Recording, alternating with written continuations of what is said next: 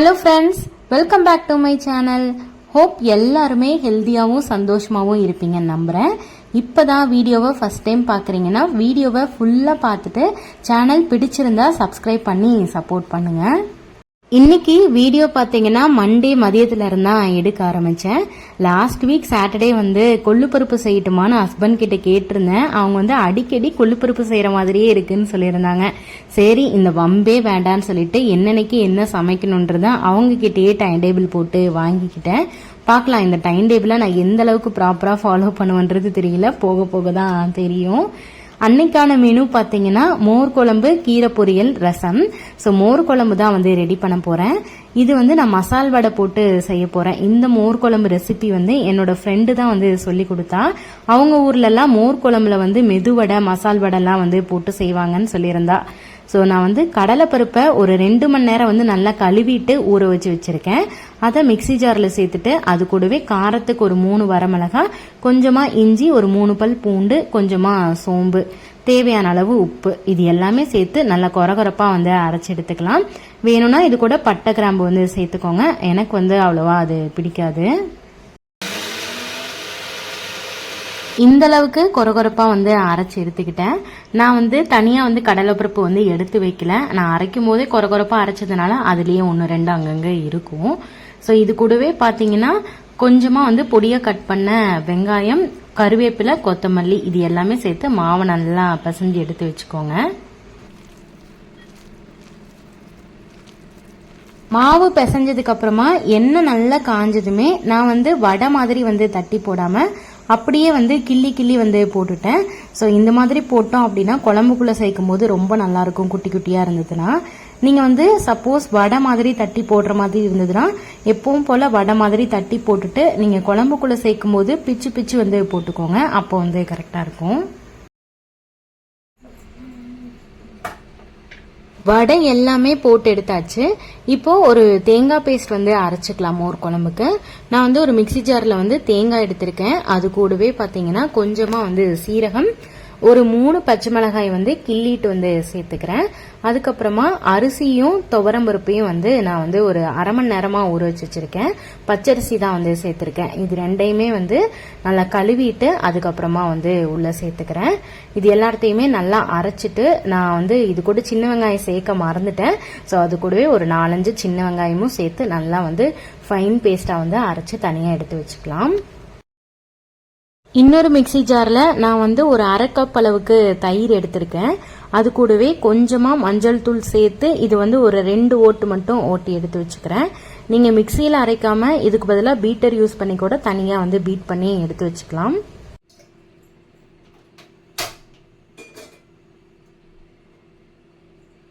மோர் குழம்பு தாளிக்கிறதுக்கு நான் தேங்காய் எண்ணெய் தான் யூஸ் பண்றேன். எண்ணெய் நல்லா காஞ்சதுமே கடுகு மட்டும் சேர்த்து பொரிய விட்டுறலாம். இது கூட வேணும்னா சீரகம் கூட சேர்த்துக்கலாம். கடுகு நல்லா பொரிஞ்சதுமே சின்ன வெங்காயம் ஒரு 4-5, அது கூடவே ஒரு வரமிளகாய், கொஞ்சமா கருவேப்பிலை, இது எல்லாத்தையுமே சேர்த்து நல்லா வதக்கிக்கலாம். நீங்க சின்ன வெங்காயம் சேர்க்கறதுக்கு உங்களுக்கு விருப்பம் இல்லைன்னா ஸ்கிப் பண்ணிக்கலாம். அரைச்சி வச்சிருந்த பேஸ்ட் உள்ள சேர்த்துட்டு தேவையான அளவு தண்ணி சேர்த்து இது பச்சை வாசனை போற அளவுக்கு கொதிக்க விட்டுறலாம். இப்போ பச்சை வாசனை எல்லாமே ஓரளவுக்கு போயிருச்சு. நம்ம அரைச்சு வச்சிருந்த தயிரையும் உள்ள சேர்த்துட்டு தேவையான அளவு உப்பு, தண்ணி மட்டும் சேர்த்து இது ரொம்ப நேரம் கொதிக்க கூடாது. லைட்டா அங்கங்க நுரக்கட்டி லைட்டா கொதி வர ஆரம்பிச்சதுமே ஃபைனலா மல்லி இலை தூவி இறக்கி வச்சிடலாம்.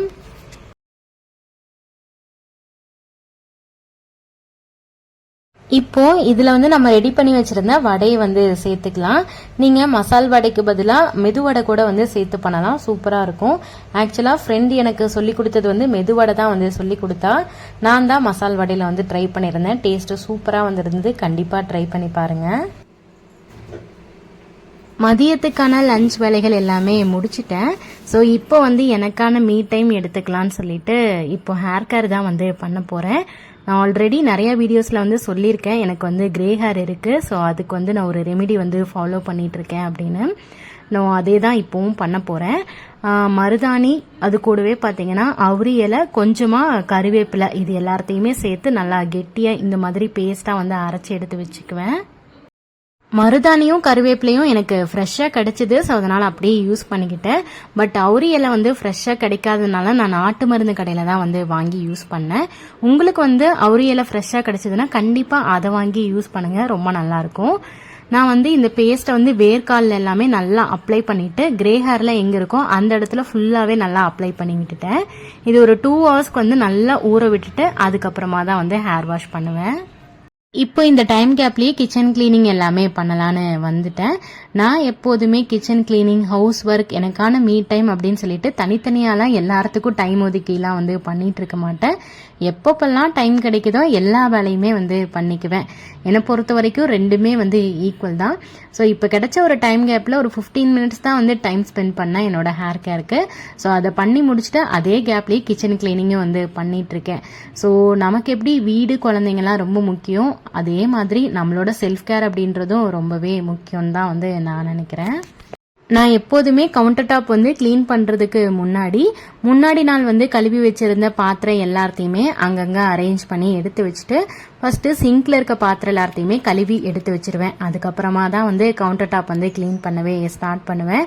ஆக்சுவலாக இந்த மாதிரி பண்ணாதான் வந்து எனக்கு ரொம்ப ஈஸியாக இருக்கும். ஏன்னா எனக்கு வந்து கவுண்டர் டாப் வந்து கிளீன் பண்ணுறதை விட சிங்க்ல இருக்க பாத்திரத்தை எல்லாமே கிளீன் பண்ணி எடுத்து வச்சுட்டாதான் பெரிய வேலையே முடிஞ்ச மாதிரி இருக்கும்.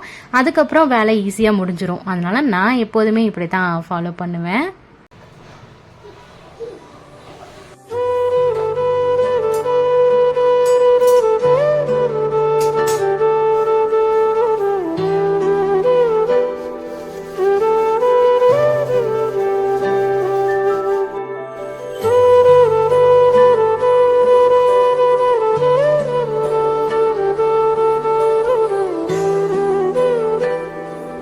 நான் எப்போதுமே டெய்லி ஒன்ஸாவது வந்து ஸ்க்ரப் வச்சு கேஸ் ஸ்டவ் மட்டும் க்ளீன் பண்ணி விட்டுருவேன். ஏன்னா என்னதான் நம்ம சமைச்சாலும் வந்து எப்படியும் எண்ணெய் பிசுக்கு வந்து பட்டுட்டே தான் இருக்குது. நார்மலாக தண்ணி வச்சு தொடச்சா அந்த எண்ணெய் பிசுக்கு போகிறதே இல்லை. ஸோ அதனால் வந்து கண்டிப்பாக வந்து நான் ஸ்க்ரப் வச்சு தான் வந்து தினமுமே க்ளீன் பண்ணி விடுவேன். கவுண்டர் டாப் வந்து வீக்லி ஒன்ஸ் ஆர் ட்வைஸ் வந்து சோப் போட்டு க்ளீன் பண்ணிவிட்டு மற்ற டேஸ் எல்லாம் நார்மலாக தண்ணி வச்சு தொடச்சி விட்டுருவேன். கிச்சன் கவுண்டர் டாப் வேலைகள் எல்லாமே முடிஞ்சது, எல்லாமே கிளீன் பண்ணியாச்சு. இனி வந்து மணி பிளான்ட் போட்டு வச்சிருக்க பாட்டில் வந்து தண்ணியை கீழே ஊற்றிட்டு அது ஒரு டைம் வாஷ் பண்ணி புதுசாக தண்ணி ரீஃபில் பண்ணி செடி போட்டு வச்சாச்சு. அவ்வளோதான், இனி எல்லா வேலைகளுமே முடிஞ்சது. ஹேர் வாஷ் பண்ணிட்டு வர வேண்டியது தான்.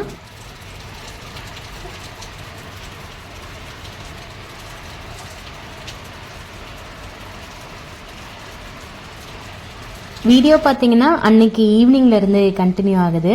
நெக்ஸ்ட் டே வந்து எங்களோட என்கேஜ்மெண்ட் ஆனிவர்சரி. ஸோ அதுக்கு ஏதாவது ஸ்பெஷலாக பண்ணலான்னு சொல்லிட்டு நானாக வீட்டில் கேக் பண்ணலான்னு யோசிச்சு வச்சுருந்தேன். நான் இது வரைக்கும் கேக் வந்து பெருசாக பேக் பண்ணதே கிடையாது. கப் கேக்ஸ் எல்லாம் ட்ரை பண்ணியிருக்கேன், பட் பெருசாக எந்த கேக்குமே பண்ணது கிடையாது. ஸோ ஃபர்ஸ்ட் டைம் இப்போ தான் பண்ண போகிறேன். பார்க்கலாம் எந்த அளவுக்கு வருதுன்னு தெரியல. நான் கேக் வந்து கொஞ்சம் ஹெல்த்தியாக பண்ணலான்னு சொல்லிட்டு வீட்டில் குழந்தைங்களும் சாப்பிட போகிறாங்க. ஸோ அதனால் வீட் கேக் தான் ரெடி பண்ண போகிறேன். ஒரு பவுலில் வந்து 2 எக் வந்து உடச்சி ஊற்றிருக்கேன். எக்கு சேர்க்க விருப்பம் இல்லாதவங்க இதுக்கு பதிலாக தயிர் வந்து சேர்த்துக்கோங்க. இது கூடவே வந்து 1 டீஸ்பூன் அளவுக்கு ஃப்ளேவருக்காக வெனிலா எசன்ஸ் வந்து சேர்த்துருக்கேன். நம்ம போட்டிருக்க எக் வந்து அதோட கலர் மாறுற அளவுக்கு நல்லா பீட் பண்ணி எடுத்துக்கலாம். அதோட கலர் அந்த எல்லோயிஷ் கலரே தெரியாம நல்லா ஒயிட் கலர்ல வந்து மாறிடணும்.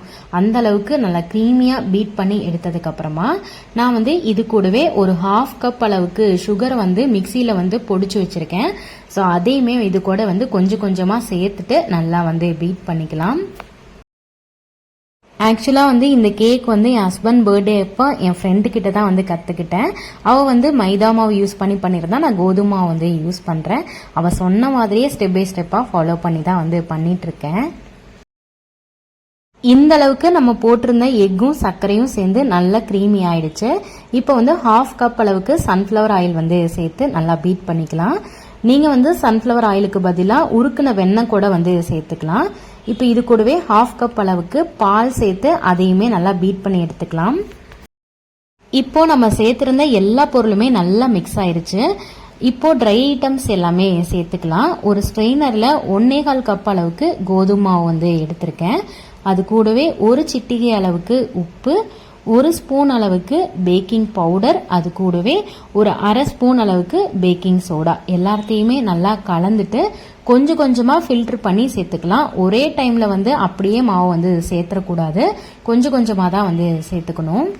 இந்த மாதிரி கொஞ்சமாக மட்டும் ஃபஸ்ட்டு மாவு வந்து சலிச்சுட்டு அதை வந்து மிக்ஸ் பண்ணிவிட்டு அதுக்கப்புறமா இன்னும் கொஞ்சம் கொஞ்சமாக சேர்த்து மிக்ஸ் பண்ணிக்கலாம். அதே மாதிரி மாவு மிக்ஸ் பண்ணும்போது ஒரே ஆங்கிளில் தான் வந்து மிக்ஸ் பண்ணணும். அப்போ தான் லம்ஸ் எல்லாம் எதுவுமே இல்லாமல் ஒரே மாதிரி மிக்ஸ் ஆகி வரும். இது எல்லாமே எனக்கு வந்து என் ஃப்ரெண்டு வந்து சொல்லி கொடுத்த சின்ன சின்ன ட்ரிக்ஸ் தான். அவ்வளோதான், மாவு நல்லா மிக்ஸ் பண்ணியாச்சு.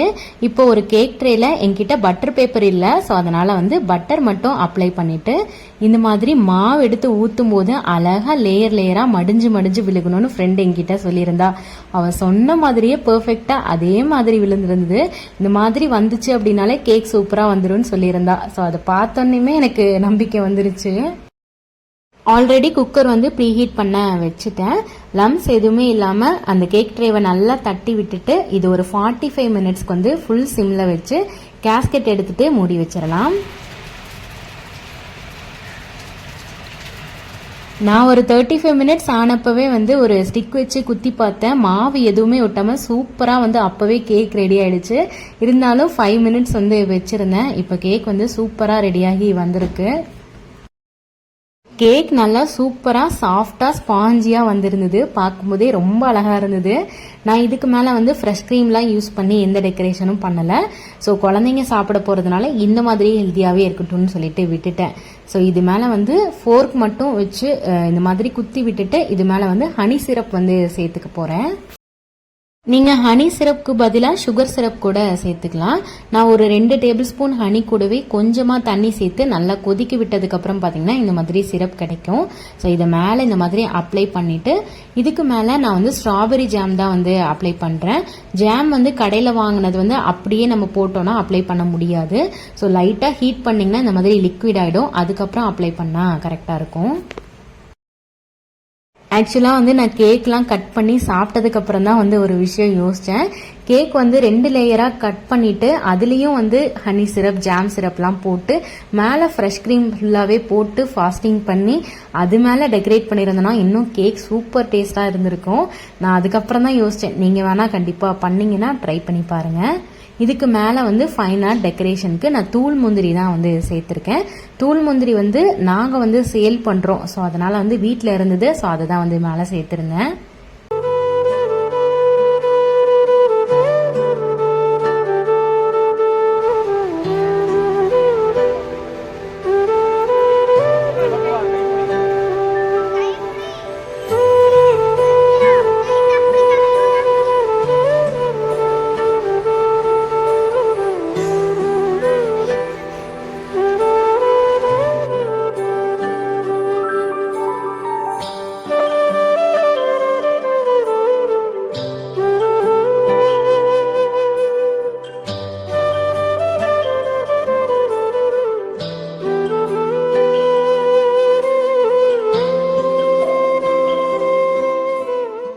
கேக்கோட டேஸ்ட் வந்து பார்த்தீங்கன்னா ஃப்ரூட் கேக் சாப்பிட்டா எந்த மாதிரி டேஸ்ட் இருக்கும், ஸோ அந்த டேஸ்ட்டில் தான் வந்து இந்த கேக் இருந்தது. ஸ்பாஞ்சியாகவும் இருந்தது, டேஸ்ட்டும் ரொம்பவே நல்லா இருந்தது. ஸோ ஒரு ஹாப்பி மொமெண்ட்டோட இந்த வீடியோ வந்து நான் முடிச்சுக்கிறேன். இந்த வீடியோ உங்களுக்கு கண்டிப்பாக பிடிச்சிருக்கும்னு நம்புகிறேன். பிடிச்சிருந்தா என்னோட சேனலை சப்ஸ்கிரைப் பண்ணி சப்போர்ட் பண்ணுங்கள். இன்னொரு இன்ட்ரெஸ்டிங்கான விளாக்ல பார்க்கலாம்.